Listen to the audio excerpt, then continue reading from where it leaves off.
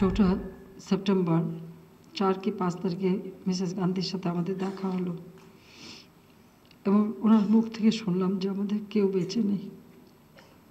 একটা আশা ছিল মা রাসেল বেঁচে আছে শুনেছিলাম।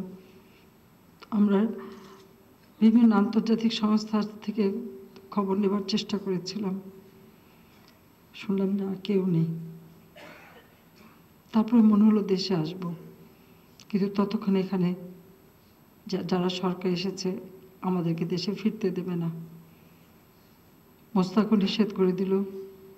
আমরা দিল্লিতেই থেকে গেলাম। এরপরে আসলে জিয়াউর রহমান ক্ষমতা দখল করলাম। জিয়াও খবর পাঠালো কিছুতেই যেন আমরা দেশে ফিরতে না পারি। আমরা ওখানে রাজনৈতিক আশ্রয় নিয়ে থেকে গেলাম। এর মাঝে লন্ডনে যাই, কারণ রেহানা লন্ডনে চলে গিয়েছিল, সেখানেই তার বিয়ে হয়। সে যখন সন্তান পাবো তখন আমি লন্ডনে যাই। তার বিয়েতে আমি যেতে পারিনি একটাই কারণে, যাবার মতো টিকিট আমার হাতে ছিল না।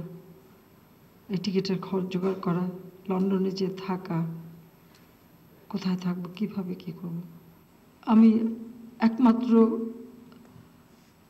পরিবারের জীবিত সদস্য, ওর বিয়েতে আমি থাকতে পারিনি, যেতে পারলাম না।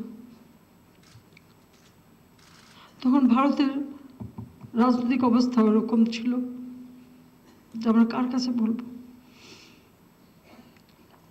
আর আমাদের যে স্বভাব, তাতে কারো কাছে যে বলা, হাত পাতা, কারো কাছে যে কিছু নেওয়া, এটা আমাদের আত্মসম্মানে বাধ্য। কষ্টগুলি বুকে চেপে রেখেছে, কিন্তু কখনো কারো কাছে নত হয়নি।